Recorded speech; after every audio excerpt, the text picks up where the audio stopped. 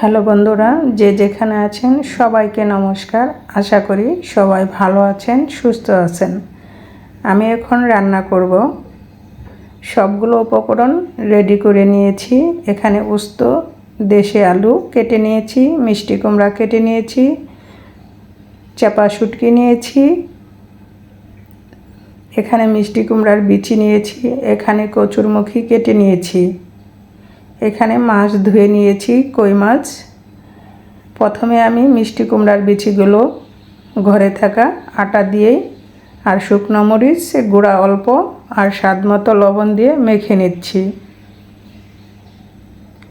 চালের গুঁড়া দিয়ে এভাবে মেখে নিলে বেশি মচমচে হয়, তবে চালের গুঁড়া ছিল না বিদায় মিষ্টি কুমড়া বিচি আমি আটা দিয়ে মেখে নিয়েছি। আটা দিয়েও খেতে খুব মচমচে হয়। তেলটা গরম করে নিয়ে এভাবে তেলের ভিতরে দিয়ে আমি নেড়ে চেড়ে ভেজে নেব। তবে সাবধানে বন্ধুরা, মিষ্টি কুমড়ার বিচি কিন্তু ফুটে তেল শরীরে আসে, এর জন্য ঢাকনা দিয়ে একটু ঢেকে নিয়েছিলাম। চুলার আঁচটা কমিয়ে একটু ভাজতে হবে, তা না হলে উপরের অংশটা পুড়ে যায়। এই মিষ্টি কুমড়ার বিচিটা ভাজা খেতে খুবই সুস্বাদু। আমরা তো মিষ্টি কুমড়ার বিচি অনেকেই ফেলে দিই, ফেলে না দিয়ে এভাবে ভেজে দেখবেন, খেতে খুবই সুস্বাদু আর এটা স্বাস্থ্যের জন্য অনেক উপকারী। অবশিষ্ট তেলে এখন দিয়ে দেব গোটা রসুন, পেঁয়াজ কুচি,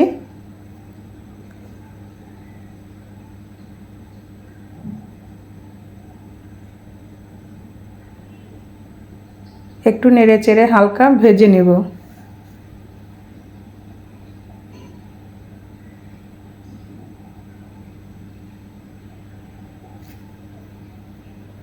ভাজা হয়ে গিয়েছে, দিয়ে দিলাম এখন ধুয়ে রাখা চাপা শুটকি, কাঁচামরিচ।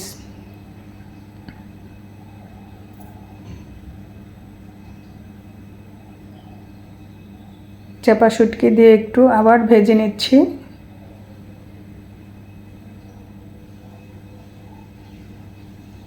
এখন দিয়ে দিচ্ছি পরিমাণ মতো হলুদ গুঁড়া, শুকনো মরিচের গুঁড়া,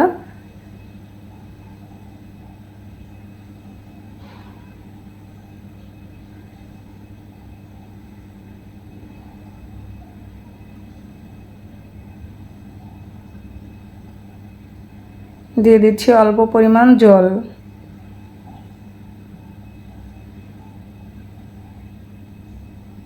জল দিয়ে এখন একটু সময় কষিয়ে নেব।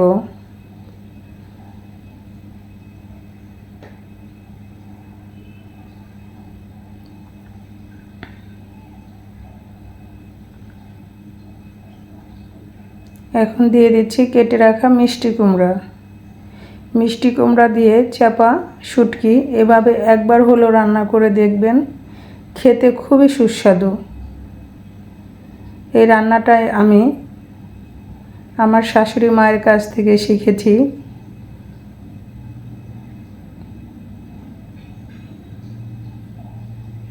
চাপা শুটকি দিয়ে মিষ্টি কুমড়া খেতে খুবই ভালো লাগে।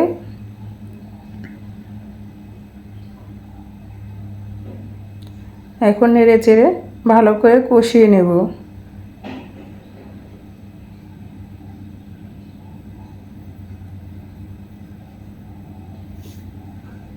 দিয়ে দিচ্ছি লবণ। এখন লবণ দিয়ে নেড়ে চেড়ে মিক্সড করে দিচ্ছি। মিক্সড করে দিয়ে আমি ঢাকনা দিয়ে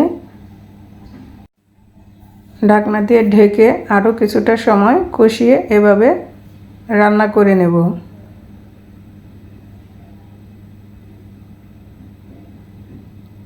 তবে মিষ্টি কুমড়া দিয়ে একটু ভালো করে কষিয়ে নিতে হবে। কষানো শেষ হয়ে গিয়েছে, দিয়ে দিলাম অল্প পরিমাণ জল। অল্প পরিমাণ জল দিয়ে চুলার আঁচটা মিডিয়াম লো আঁচে করে ঢাকনা দিয়ে ঢেকে রান্না করে নিচ্ছি। আমি যে জলটা দিয়েছি সবটুকু জল শুকিয়ে নেব।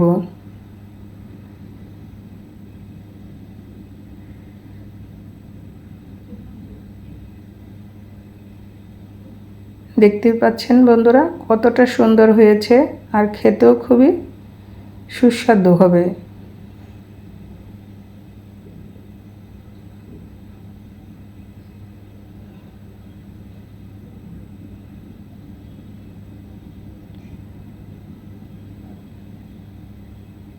তবে যে যেখান থেকে এই মুহূর্তে আমার ভিডিওটি দেখতেছেন, নতুন বন্ধু পুরাতন বন্ধু সবাইকে অসংখ্য ধন্যবাদ। প্লিজ ভিডিওটি দেখার শুরুতে একটা লাইক দিয়ে দেখবেন, আর ভিডিওটি নতুন বন্ধু যারা আছেন ভালো লাগলে চ্যানেলটা সাবস্ক্রাইব করে পাশে থেকে যাবেন। আর নর্মাল ভিউয়ার্স যারা আমার ভিডিও প্রতিদিন দেখেন তাদের সবাইকে অনেক অনেক ধন্যবাদ। আর পুরাতন বন্ধু নতুন বন্ধু সবাইকে অসংখ্য ধন্যবাদ। রান্নাটা হয়ে গিয়েছে, চুলা থেকে নামিয়ে নেব। দেখতেই পাচ্ছেন বন্ধুরা কালারটা কত সুন্দর হয়েছে, আর খেতেও খুবই সুস্বাদু হয়েছিল, কারণ খাওয়ার পরে আমি ভিডিওটা এডিট করেছি।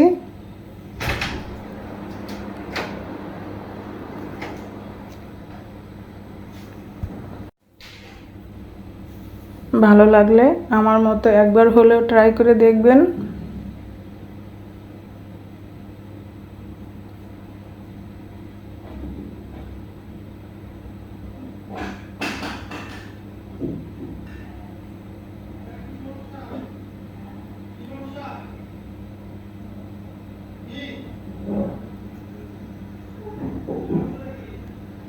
রান্না হয়ে গিয়েছে, এখন চুলা থেকে নামিয়ে নেব। দেখতেই পেলেন বন্ধুরা কত সহজে রান্না করে নিলাম। খুবই সহজ, মিষ্টি কুমড়া দিয়ে চাপা শুটকি রান্না করা।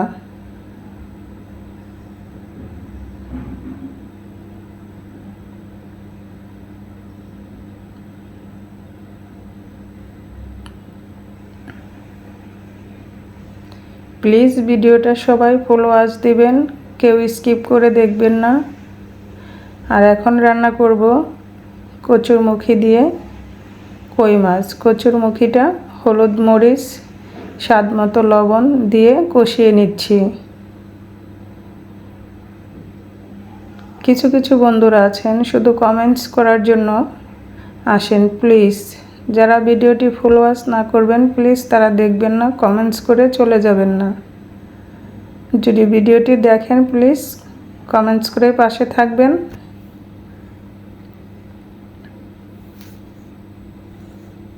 আর যারা নতুন বন্ধু আমার পরিবারে আসতেছো প্লিজ তারা ধৈর্য ধরে থাকবে, আমি সময় মতো তোমাদেরকে ব্যাগ দিয়ে দিব।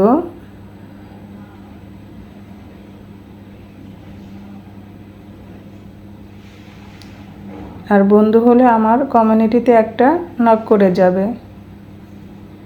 ভেজে রাখা কই মাছগুলো দিয়ে দিলাম। নামানোর আগে জিরা গুঁড়া দিয়ে নামিয়ে নেব। আর এখানে দেশি আলু দিয়ে করলা ভাজি করে নিচ্ছি, যেটা আমি প্রতিনিয়তই করে থাকি। এভাবে আমাদের বাসার সবাই এভাবে করলা ভাজিটা খেতে খুব পছন্দ করে। এভাবে ভাজি করলে আমার ছোট্ট মামুনিও খায়। কচুরমুখী দিয়ে কই মাছের রসা রান্না করা হয়ে গিয়েছে, চুলা থেকে নামিয়ে নেব। এই ছিল আমার আজকের মেনু। সবাই ভালো থাকবেন, সুস্থ থাকবেন। আবার দেখা হবে নতুন কোনো রেসিপি নিয়ে। সেই পর্যন্ত সবার সুস্থতা কামনা করে আজকের মতো এখানেই বিদায় নিচ্ছি। Tata, bye bye.